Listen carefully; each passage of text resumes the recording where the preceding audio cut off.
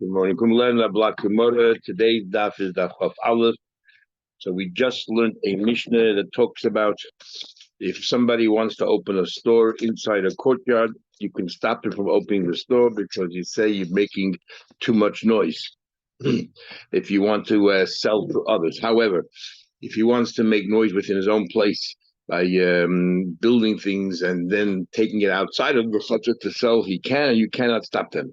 And you can't say, "Oh, I cannot sleep. I cannot stand the noise or the mill noise."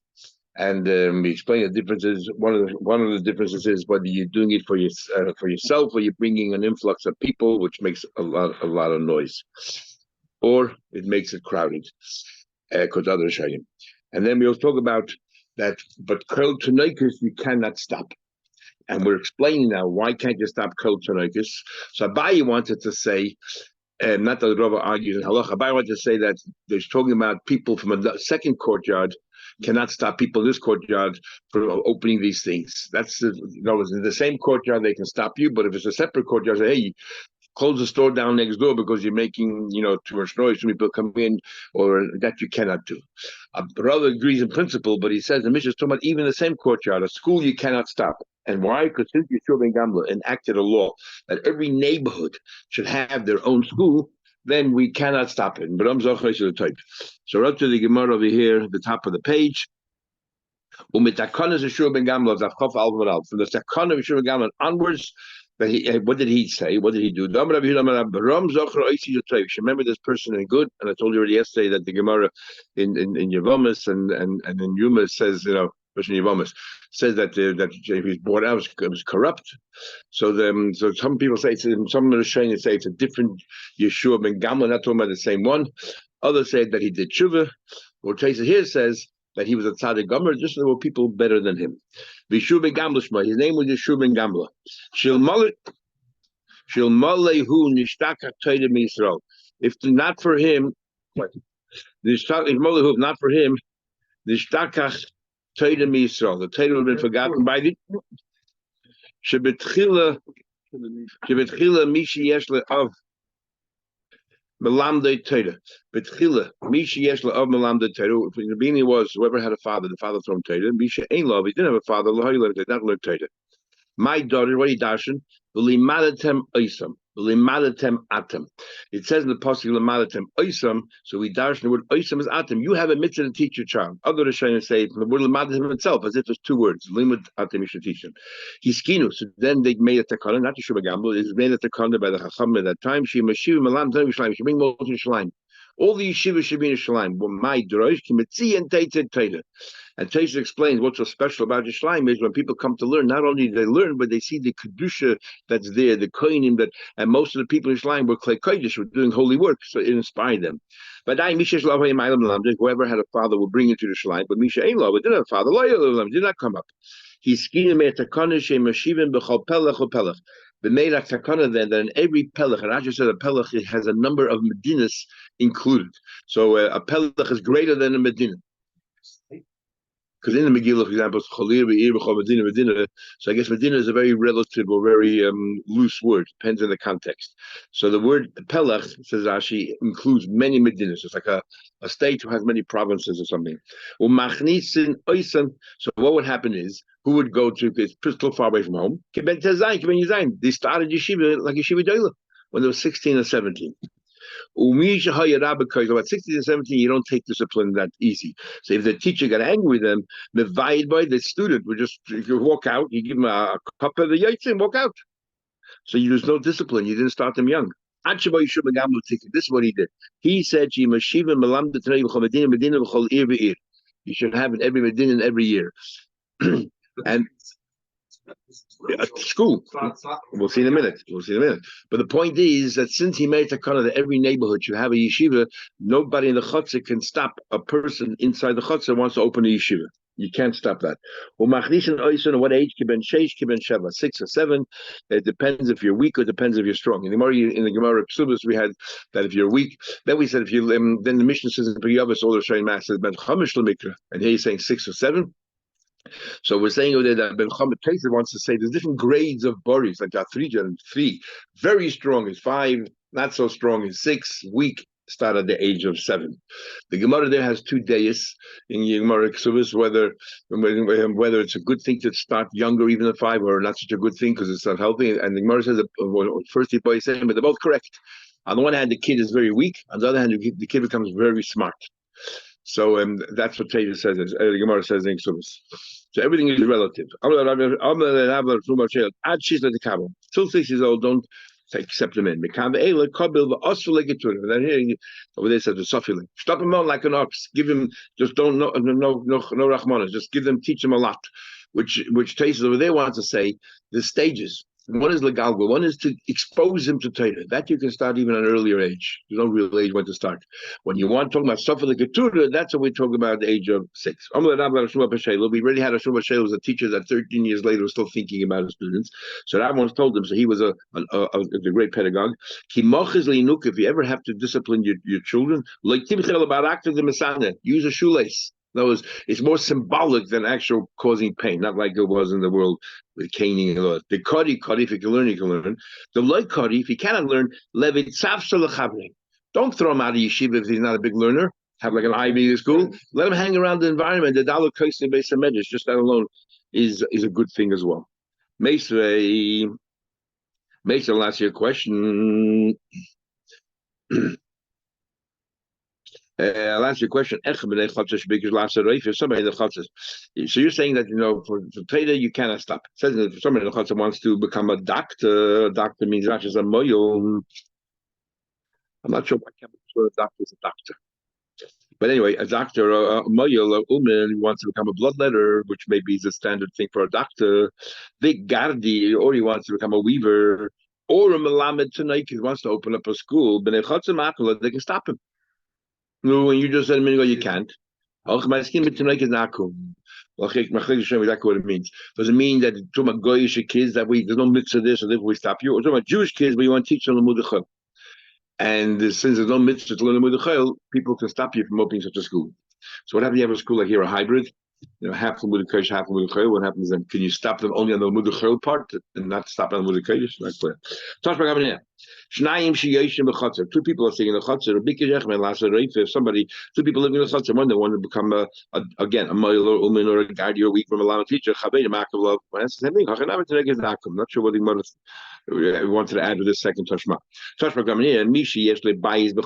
And if you have a house and you're not living there, so you want to rent it out, do not rent it out. Not to a doctor, but nor to a umin, to a guardian, and not to a weaver, Yehudi, and not to a Jewish teacher, the Leila Sefer Amoyim, and nor to a Goyish teacher. So it says clearly here, it's spelling out Yiddish and Goyish, it says clearly here, Yiddish teacher, that you're not allowed to hire him out. And why not? Why not? Now, why couldn't the Gemara just say that he was talking about Tanoikas the Akum? Same thing as before. So it says the Gemara, so then Bizarai that Tanoikas Akum means to Jewish kids teaching Goyish studies. Anyway, Sefer Masa, according to Rashi, means a principal of a school. And the principal of a school is even more important than a teacher, but the thing is, the principal of a school has so many kids, and Rashi describes Sefer Masa, the teacher of the city, that he has all these teachers working underneath him, and therefore to be it's a whole school, it's not just a class. And a whole school, according to Rashi, makes a lot of noise. We'll see based on the Gemara later on that Taisus argue. What's the Gemara later on? Taisus has an interesting discussion. A Sefer Armoi, it says that you're not allowed to hire, you're not allowed to rent your house out to a Goyish teacher, but if you wouldn't be a teacher, you're allowed to. It says, when you're allowed to rent that house to the Goy, we have the Gemara Bava Basra Daf, you're not allowed to rent your house to the Goy because you introduced a lion into your premises. So Taisus Mechadish, and we talked about then about the Rebbe's letters that you're not allowed to sell houses to Goyim because it devalued the property. So Taisus here wants in Mechadish. When do you say you're not allowed to sell to a goy if you have an alternative, you sell to a yid? But if there's no yid in there, no Yiddish buyers, then you're allowed to sell a goy.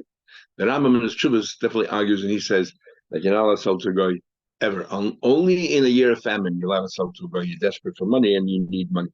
So when it talks about Melamed Tinoikas Akum, according to the Man the Omer that it's Jewish children learning Chochmas Akum, is that talking about in the time of the, the Roman occupation when they were forbidden to learn Torah? Why? No, I'm not. Because You're a teacher of mathematics. I think you guys kids. You're having these trainees in a certain malacha. We had a few times. no, but that man, the Omer, it says it's Jewish kids learning English. Oh, yeah, I know.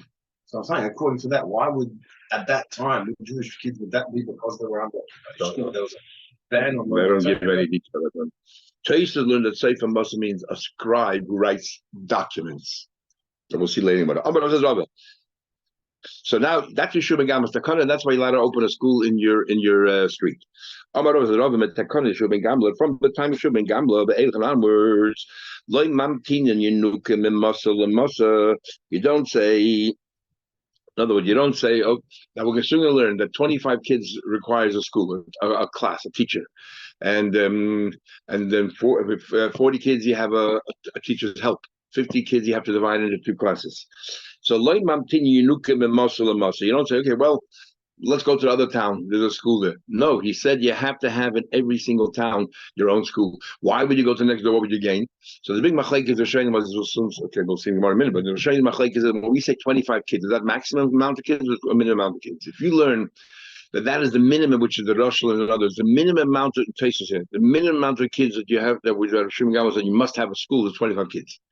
So if you have and next door, let's say you have, and then when we say 40, you have to have a teacher's help, means not between 25 and 40, means starting from 40. Between 25 and 40, you still have one teacher who can manage up to 40. On 40, you have to have a teacher's help. So to save money, next door they have, let's say, 50 kids, two teachers. He said, look, we have 25 kids. Why get another teacher? Let's send them there and split two classes. You'll have 12, 12 kids here, 30 kids here, which makes it 37 and 38. You don't need to hire a teacher's help. You know how much money we can save? We don't do that. We don't bring kids from one city to another city. Why? Because it's dangerous. The trip is dangerous. But if, let's say, it's one shul and another shul, then you don't have to have every single shul. You can go and join the school next door. But if it's in two shuls, even though very close by, there's a river in between, then it's dangerous. But there's a bridge that there's not a proper bridge, a very narrow walking bridge that could be, it's rickety and you could fall down. Then and you can't say, oh, I'm going to save money, we'll go next door. But my Rabbi said, this is where the Machlek is showing me. A teacher, 25 kids. Some say it's the maximum of 25. Even if you have one kid, you already have to hire. Get this, the school, the community has a chiyuv to hire a teacher and make a school. But once you have 25, then you have to have a teacher's helper.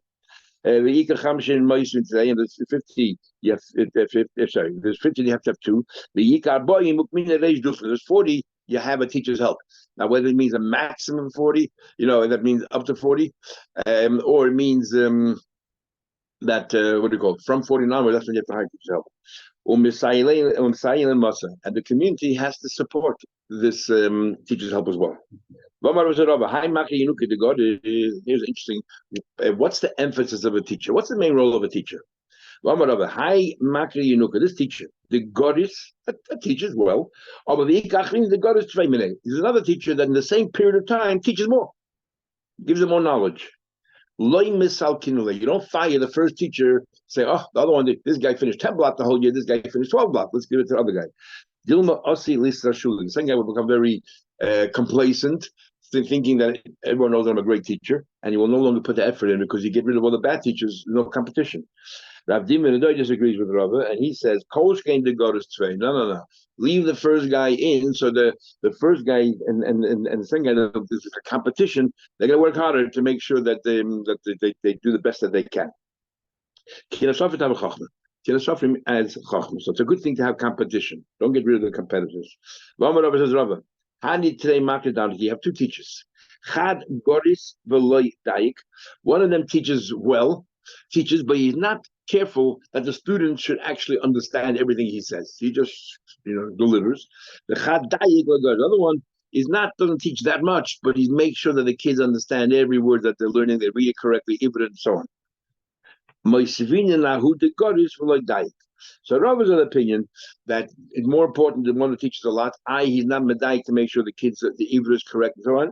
Over time, when they get older, they'll learn it themselves. The mistakes that they learn while they're young eventually will fade away. That's Rav's view. Rav Dimi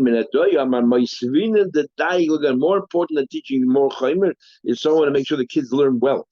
Shebashta, because a mistake. Kivan the once you chazer ein mistakes when you're young, very difficult to get rid of them. The receive, and I'll bring you a fascinating story. The eye is from the story what happened to Eve with Yoav. It says he David instructed him to kill out the entire Amalek. What do you do? Kisheishes Chadashim Yoshim Yoav B'chol Yisrael for 6 months after Adhach is called Zocher be'Eden. They only killed out all the males by Eden. Amalei, so David said to my time of Adhach, why'd you do that? Why'd you kill out only males? Amalek, see what it says, Timche es Zocher Amalek. You should eradicate the males of Amalek. Amalek Zocher, but non Zecher Kedinabei. We say means the memory of Amalek. Zecher or Zecher, but definitely not Zocher. Amalek no Zocher Akron. I was taught Zocher, so I learned male when he was a kid. And now, if the Gemara we learn how stuff in the Sanhedrin, what kind of big time Chacham Yoav was as well, and yet a pashta word like that, he made a mistake. Ozil Shaila Rabbi, he went back to his teacher. He said to him, what did you teach me when I was young? Amalei, hey, how did you teach me? Amalei, I taught you Zecher. In other words, you taught me Zecher, but you didn't make sure that I heard you when you said that, so I would say Osa Zecher. I must have, in my mind, thought you said Zocher, and you never corrected me. Shakal Safsil Mikla, he took a knife to kill his teacher. Amalei, why do you want to kill me? It says, order, Kurz should be the person who does the work of Hashem, Remiyah. By Remiyah, it's big machlek is in Shainim. What exactly it is? Is that the teacher also make a mistake, or the teacher did it correctly? Taisus wants to learn some other Shainim. The me is the teacher knew the right shot and didn't care if the kids knew the right shot or not. That's called Remiyah. But if the teacher himself made the same mistake, it's not me. He didn't deceive anybody. He wasn't a big tamachach. So he made a mistake. That's other shame hold that no. That if the teacher made a mistake, it's even worse. He should have prepared properly. And that's the Mia. Anyway, it says curse is a Mia, and therefore you deserve to be killed. So let me be cursed. What do you have to kill me for? I'm like, see, but it says right in the pasuk, it says, Yimi said, curse is the one who does not does not do something about it and use a sword to inflict blood. I'm having a hard time understanding. Yoav was bringing psukim from Yirmiyahu to explain what he's doing. Yirmiyahu lived from the end of the base of music, and he lived before the base of music was built. So what's the shot here? Anyway, Ikadami Katli, some say he killed him, Ikadami like Katli and killed him. And I have a big hard time understanding what right did Yoav have to kill him. So he's cursed. Someone on Mechadish that if somebody who's chayiv, lotzes yedei shemayim misa, you're allowed to kill him even before the bezin makes a determination if he's chayiv lotzes yedei shemayim or not. You have a right to kill him. And they use this Gemara as a basis for it. That Yoav, according to the day that he killed him, is for that basis. Because it's chayiv lotzes yedei shemayim.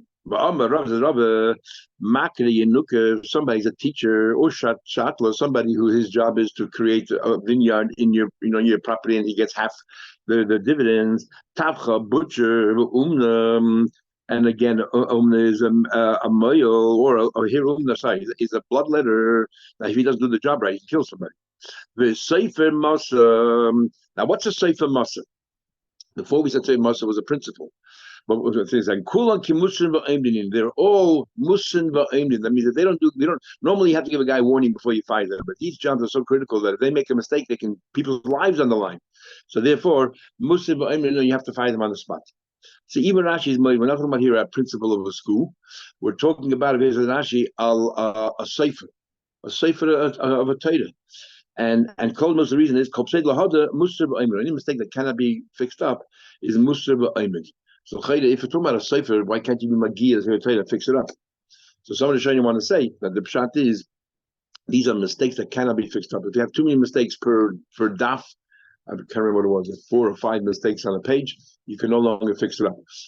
So therefore that's what it's talking about, or mistakes in Hashem's name. So Taisa therefore Taisa learns that you could be Magiya, so therefore he says it's talking about what do you call it? A person who writes stutters. If he does mistakes, it can be a terrible thing. Now, one of them is a teacher. Now, it's not a principal, because a teacher of one class is Musar Ba'imid, a principal who runs the whole school and everything's on his shoulder. Surely Musar Ba'imid. A principal is more important than even a teacher. Teaches one class. The principal is responsible for all the classes, chooses the teachers, is involved in the class. So in other words, to be a principal, you have to know how to teach. You can't just be plucked out of the thing here and say, "Oh, you become a principal." So therefore, coach came out. So all the Rishonim say, we're not talking about here a principal because we already have a makir darike. So the coach came to a principal. So what is it? And Teja says an interesting thing. Why taka makir darike is a job you cannot fix up? If it's mistakes he teaches, Rabbi just said a minute ago, shabashna memela nothing. Rabbi holds that mistakes can be fixed when you get mature. You know how to learn better. You revisit the Gemara. Can be shot. My teacher must have taught me wrong, and go and learn right. So what's Rabbi's problem? Why is it not rectifiable? So Tesis wants to say, interesting thing. Rashi says, I want you to learn a mistake, even though although that maybe Rabbi was made to Javdimi later, that a mistakes are stay forever, and therefore the teacher should be fired. Tesis says, no, the hour that he taught you the mistakes is an hour of learning he didn't learn. That's not called learning. And how do you ever make up that learning? So why doesn't Rashi learn the same thing? That hour that you wasted, bittul Torah. So there's an interesting Taz and Hichos Purim.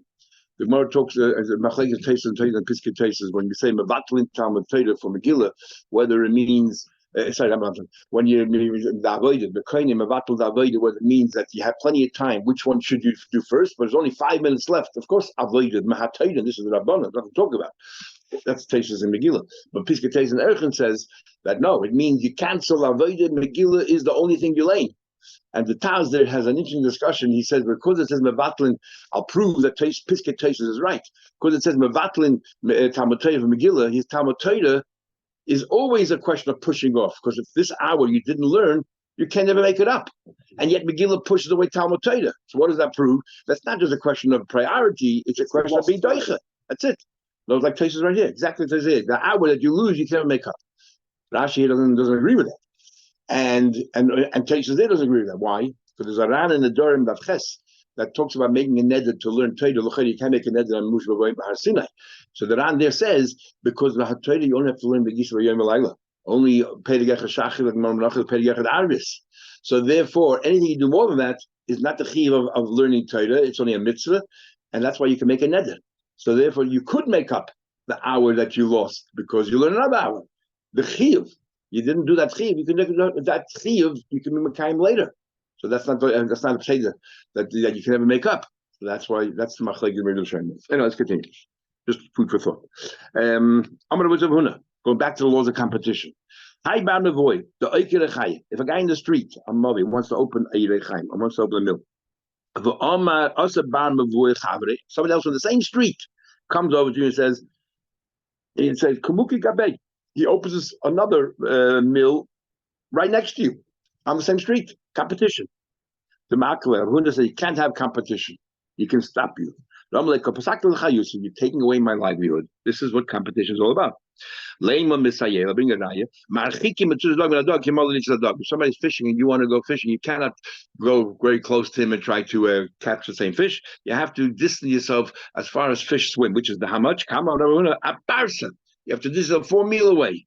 So we see close from here, what? That competition, you don't know to compete directly. So the Gemara, no, shiny dog him the sayada. Fish is different. Why fish different? So Rashi explains that fish come where the bait is, and if they're already heading in his direction, it's as if he already caught them. So it's not stamp competition. You're going now and taking away that person's fish. Now, in one of the tests in Kedushin, we had the big argument about only I'm happy b'charor. If somebody's trying to buy something, you shouldn't try to take it away, gazump him. And the reason is, or consultation, the reason Rabbi Tam holds, it's only because I can tell you, why buy the one that he's pursuing? Buy it somewhere else. So therefore, Taisa said, but if it's hefker, you can't make that argument. Go find hefker somewhere else. Exactly. So if you see a tea in the ground and I didn't pick it up yet, someone else can jump in and take it away. It's not called only I'm happy b'charor. That's a bein tam. Rashi holds no. You call the Russia because it doesn't matter hefker not hefker. So how's a bein tam? You learn the Gemara over here by fish. So Taisus a bein tam wants to say that fish is different because that is the person's panasa, and because that is the person's panasa, therefore you're not allowed to take it away from him. That's different than a normal case of hefker. Plus, by fish you could tell him go fish somewhere else. It's not like I can tell you go find him and see somewhere else. But fishing, I definitely can tell you go fish somewhere else. Anyway, Rabbi Huna says, to compete. Hold that Rabbi Huna's story. It's not Huda. I'll do something to entice customers, kids to come in, because kids pull in their parents. So you give them toasted wheat, you give them nuts. That's like because you're attracting the customers and taking away from the other person. Are mate. Why? The Chamatik, it seems like the Chachamim hold no problem about competition. Says the Gemara, not higher. So they can't live together. No, that's not called competition. That's not called a problem. Rabbi Yehuda, he tells other stories. I know I'm going. I'm giving out nuts to the kids. I'll play you give out almonds to the kids. Give them something else. Everyone agrees that you cannot directly compete and take away someone's panasa. You're taking away my livelihood. Interfering. Makes the last question. It's not so simple. I can open a store next to your store. No bath house next to your bath house. You cannot stop me. I can tell you. Leave me alone.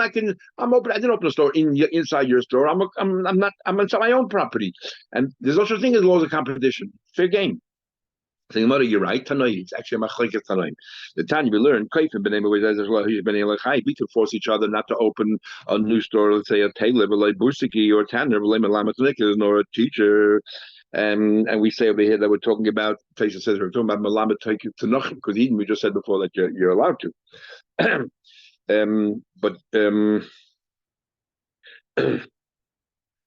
you call it? Well, is norm. Traces wants to say that maybe we're talking about competition here. Before we were talking about opening a brand new school. You have to open a school. This neighborhood has kids. You have to open a school. Here we're talking about there's an existing school. We're talking about competition. Maybe competition you could stop. This town hall, even a school. We already have a school in this particular neighborhood. You shouldn't open another school. And others trying to begin the choices, and others trying to hold no. Schools also allowed to have competition. Now, boss, over here we're talking about Malamed Tanekas Nachim, and that's why I can stop you. But if let's say, what do you call it? I can stop someone from another street coming along. But if your mamish, my neighbor in the same street over here, the same chutzah, I cannot stop you because it's your house, you have a right to.